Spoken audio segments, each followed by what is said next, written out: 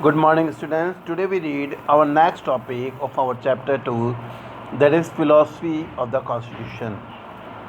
Values that inspired and guided the freedom struggle and were in turn nurtured by it form the foundation for Indian democracy. अब ये बोल रहा है कि जो हमारा इंडियन डेमोक्रेसी है उसका फाउंडेशन कैसे पड़ा, कि जो वैल्यूज़ जिन वैल्यूज़ ने हमें इंस्पायर किया, हमें गाइड किया फ्रीडम स्ट्रगल के लिए, और वो ही धीरे धीरे क्या होने लगी, बढ़ने लगी और हमारी डेमोक्रेसी की स्थापना हुई. These values are embedded in the preamble of the Indian constitution. और ये वैल्यूज़ हैं उनको किसके अंदर डाला गया, हमारे जो प्रीएम्बल है इंडियन कॉन्स्टिट्यूशन के उसके अंदर. They guide all the article of the Indian constitution.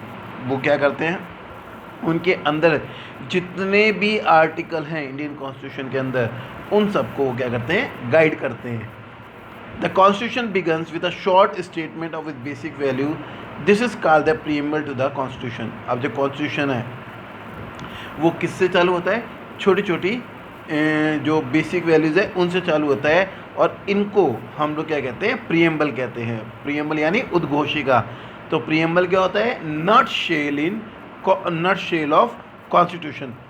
Taking inspiration from American model, most countries in the contemporary world have chosen to begin their constitution with a preamble. अब जितनी भी democratic countries है वो American model से inspiration है, और उन्होंने अब जो प्रीएम्बल लिया गया है वो कहाँ से लिया गया है, अमेरिकन जो मॉडल है वहाँ से. अब देखिए यहाँ पर जो अमेरिका के लोग बाग हैं उनके लिए क्या जो प्रीएम्बल है वो क्या है, we the people of the United State in order to form a more perfect union, establish justice, ensure domestic tranquility, provide for the common defense, promote the general welfare, and secure the blessing of liberty to ourselves and our prosperity, to obtain and establish this constitution for the United States of America. अब संयुक्त राज्य के जो अपने United states of America का जो constitution है वो क्या बोल रहा है, संयुक्त राज्य के हम सभी लोग अधिक अच्छा संघ बनाने, जस्टिस को इस्टेब्लिश करने, और जो डोमेस्टिक जो शांति है उसको बनाए रखें, साझा सुरक्षा व्यवस्था बनाने, जन कल्याण को बढ़ावा देने और अपनी समृद्धि में स्वतंत्रता का लाभ देने के लिए संयुक्त राज्य अमेरिका ने इस संविधान को स्थापित करते हैं और इसका अभिषेक करते हैं. तो ये होता है प्रीएम्बल. अब देखिए जो साउथ अफ्रीकन लोग हैं वो क्या कर रहे हैं, we the people of South Africa recognise the injustice of our past, honour those who suffered for justice and freedom in our land, respect those who have worked to build and develop our country, and believe that South Africa belongs to all who live in and united in our diversity. We therefore, through our fairly elected representative, adopt this constitution as the supreme law of the republic, so as to deal the division of the past and establish a society based on democratic value, social justice and fundamental human rights, lay the foundation for a democratic and open society in which government is based on the will of the people and every citizen is equally protected by law, improve the quality of life of all citizens, and free the potential of each person, and build a united and democratic South Africa able to take its rightful place as sovereign state in the family of nation. May God protect our people. May God protect our people and Moxie Siklir Africa Al Bolka Seti Baba Se Haso. God seen South Africa. God bless South Africa. All these are in African language. अब देखिए, अब दक्षिण Africa के लोग बाग क्या बोल रहे हैं, हम इतिहास में हुए उस अन्याय को स्वीकार करते हैं, अपनी भूमि पर आज़ादी और न्याय के लिए संघर्ष करने में कष्ट उठाने वाले को सलाम करते हैं, अपने देश को बनाने और विकसित करने में मदद करने वालों का आदर करते हैं और मानते हैं कि दक्षिण अफ्रीका उन सभी का है जो यहाँ पर रहते हैं, यहाँ की विविधता से जुड़े हुए हैं। इसलिए स्वतंत्र रूप से चुने हुए प्रतिनिधियों के माध्यम से हम अपने गणतंत्र को सर्वोच्च कानून के तौर पर इस संविधान को स्वीकार करते हैं, जिससे पहले के विभाजन मिटे और लोकतांत्रिक मूल्य, सामाजिक न्याय एवं मौलिक मानव अधिकारों पर आधारित एक समाज बने।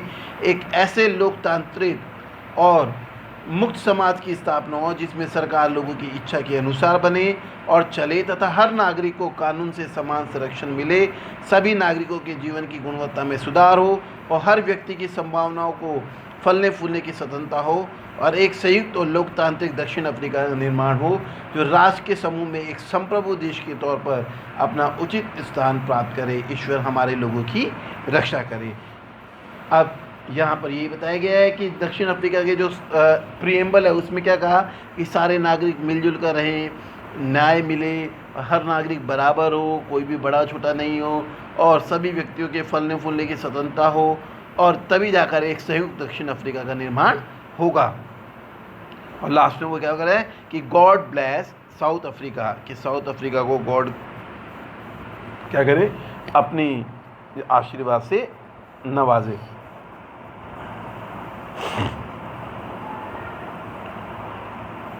Let us read the preamble of our constitution very carefully and understand the meaning of each of its word. We the people of India, हम भारत के लोग, भारत को, the constitution has been drawn up and enacted by the people through their representative and not handed down them by a king or any outside power. अब ये क्या कहा गया है, हमारे कॉन्स्टिट्यूशन का जो पहला चीज़ है उसमें क्या कहा गया है, The preamble of the constitution reads like a poem on democracy. It contains the philosophy on which the entire constitution has been built. अब हम इंडिया के preamble को पढ़ते हैं। अब जो हमारा जो preamble है वो लगता है एक पोएम की तरह है। इसमें क्या है, सारी फिलोसफी है जिस पर हमारे कॉन्स्टिट्यूशन को बनाया गया है। It provides a standard to examine and evaluate any law and action of the government to find out whether it is good or bad. It is the soul of the Indian Constitution. अब जो हमारा preamble है वो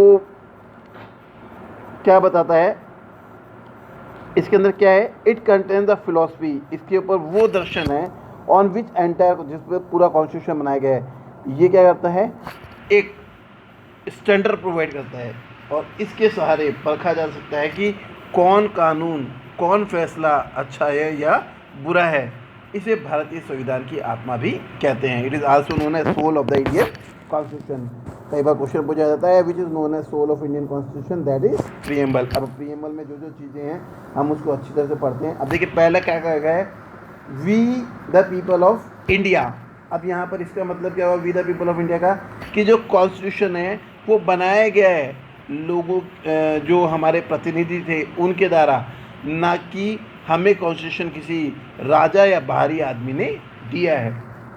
we the people of India having solemnly resolved to constitute India into a sovereign, socialist, secular and democratic republic and to secure to all its citizens. अभी क्या है, हम भारत के लोग भारत को एक संपूर्ण प्रभुत्व संपन्न समाजवादी पथ निरपेक्ष लोकतंत्रात्मक गणराज्य बनाने के लिए तथा उसके समस्त नागरिकों को क्या करते हैं, जस्टिस देते हैं। कैसा, सोशल, इकोनॉमिक और पॉलिटिक लिबर्टी देते हैं। किसकी, एक्सप्रेशन की, बिलीफ, फेथ एंड वर्शिप, अपने विचारों की अभिव्यक्ति करने की, अपने विश्वास को अपनाने की, अपने धर्म और उपासना की।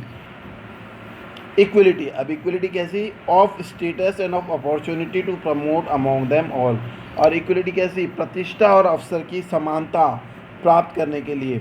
फ्रेटर्निटी, फ्रेटर्निटी का मतलब क्या हो गया, भाईचारा। Assuring the dignity of the individual and the unity and integrity of the nation, प्रतिष्ठा और अवसर की समानता प्राप्त करने के लिए तथा उन सब में व्यक्ति की गरिमा और राष्ट्र की एकता और अखंडता सुनिश्चित करने वाली बंधुता बढ़ाने के लिए दृढ़ संकल्प होकर in our Constitution Assembly this 26th day of November 1949 do hereby adopt, enact and give to ourselves this Constitution। और हम इस संविधान को क्या करते हैं, अंगीकृत, अधिनियमित और आप समर्पित करते हैं। हम इसमें वर्ड को पढ़ेंगे, देखिए कौन कौन से वर्ड आए। जो सबसे पहले वी द पीपल, मैंने इसमें आपको समझा ही दिया था। अब नेक्स्ट है सॉवरन। सॉवरन का मतलब क्या हो गया, people have a supreme right to make decision on internal as well as external matter, no external power can dictate the government of India. अब क्या कहा गया है कि लोगों के पास में अधिकार है, किसका, लोगों को अपने से जुड़े हर मामले में फैसले करने का पूरा अधिकार है। कोई भी बाहरी शक्ति भारत की सरकार को आदेश नहीं दे सकती है। सॉवरन का मतलब कोई भी बाहरी शक्ति भारत को आदेश नहीं दे सकती है। People have a supreme right, लोगों के पास में राइट है कि वो अपने अधिकारों की रक्षा कर सकें। सोशलिस्ट का मतलब क्या हो गया कि wealth is generated socially and should be shared equally by society, government should regulate the ownership of land and industry to reduce social economic inequality. अब क्या है, हमें संपत्ति कैसे जनरेट करनी है, जो शेयर हो इक्वली सोसाइटी के द्वारा, और गवर्नमेंट क्या करे, उसको रेगुलेट करे कि उसके लिए सोशल इकोनॉमिक इनइक्वालिटीज नहीं हो। सेक्युलर का मतलब क्या हो गया कि हमारे देश का there is no official religion of our country, government treat all religion belief and practices with equal respect. Democratic का मतलब क्या हो गया, a form of government where people enjoy equal right, elect their ruler and hold them accountable. यानी एक ऐसी government जहाँ पर लोग इक्वल राइट एंजॉय करें, अपने लीडर को इलेक्ट करें और लीडर उनके प्रति अकाउंटेबल हों। नेक्स्ट रिपब्लिक का मतलब क्या हो गया, the head of the state is an elected person not a hereditary position. यानी हमारा जो हेड ऑफ द स्टेट है उसको कोई अनुवांशिक पद प्राप्त नहीं है, बल्कि वो जनता के द्वारा चुना जाता है। Justice, citizen can not be, justice का मतलब क्या हो गया, न्याय, कि जो नागरिक है वो किसी भी आधार पर उनके साथ में कास्ट, रिलीजन और जेंडर के आधार पर भेदभाव नहीं हो सकता है। Social inequalities have to be reduce, ये सामाजिक असमानताएं उन्हें रिड्यूस किया जाए।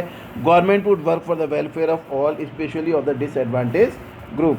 अब लिबर्टी का मतलब क्या हो गया, आज़ादी, कि there is no unreasonable restriction on the citizens पे कोई भी गैर रोक नहीं लगा जा सकती। जो उनकी विश है वो अपने थॉट को एक्सप्रेस कर सकते हैं, अपनी विश को फॉलो कर सकते हैं और उसके लिए काम कर सकते हैं। इक्वलिटी मतलब all are equal in front of law. Fraternity का मतलब क्या हो गया कि all of us should behave as a we are member of the same family. यानी यहाँ पर क्या हो गई, विश्व बंधुत्व की भावना हो गई कि समस्त विश्व मेरा क्या है, परिवार है, और ऑल ऑफ अस, और इस तरह से बिहेव करना है कि हम सभी एक फैमिली के मेंबर हैं। No one should treat as a fellow citizen as inferior, कोई भी अपने साथी नागरिक को अपने से नीचा नहीं समझे। A constitution. Now, our next topic is that is institutional design. A constitution is not merely a statement of values and philosophy. As we noted above, a constitution is mainly about embodying these values into institutional arrangement. Much of the document called Constitution of India is about these arrangement. It is a very long and detailed document. Therefore, it need to be amended quite regularly to keep it updated. अब ये बोल रहा है कि जो हमारा संविधान है वह सिर्फ मूल्य और दर्शनों का पिटारा नहीं है। जैसे कि हमने कहा, संविधान क्या करता है, हमारा कॉन्स्टिट्यूशन क्या करता है, इन सभी जो वैल्यूज़ है उनको इंस्टीट्यूशनल फॉर्म देने की कोशिश करता है। क्योंकि हमारा कॉन्स्टिट्यूशन क्या है, एक बहुत लंबा है, इसलिए इसमें क्या किया जाता है, समय समय पर क्या किया जाता है, चेंज किया जाता है। Those who crafted the Indian Constitution felt that it has to be in accordance with the people aspiration and changes. और जिन्होंने संविधान बनाया उनका यह मानना था कि लोगों की आकांक्षा और इच्छा के अनुसार संविधान में कुछ कुछ चेंज करने रहना चाहिए। They did not see it as a sacred, उन्होंने इसको पवित्र रूप में देखा है कि स्टैटिक एंड अनअल्टरेबल लॉ, यानी ये निश्चित है, इसके अंदर कोई चेंज नहीं हो सकता है. So they made provision to incorporate changes from time to time. These changes are called constitutional amendment. इसलिए उन्होंने क्या किया, समय समय पर उसमें चेंज किया. इसको क्या बोलते हैं, कॉन्स्टिट्यूशनल अमेंडमेंट्स, यानी संवैधानिक सुधार. The constitution describe the constitutional amendment in a very legal language. If you read the constitution for the first time, it can be quite difficult to understand, yet the basic institutional design is not very difficult to understand. Like any constitution, the Indian constitution lays down a procedure for choosing person to govern the country. It defines who will have much power to take which decision, and it put limit to what the government can do, be providing some right to the citizen that cannot be violated. The remaining 3 chapters in this book are about these 3 aspects of the working of Indian Constitution. We shall look at some key institutional provision in each chapter and understand how they work in democratic politics.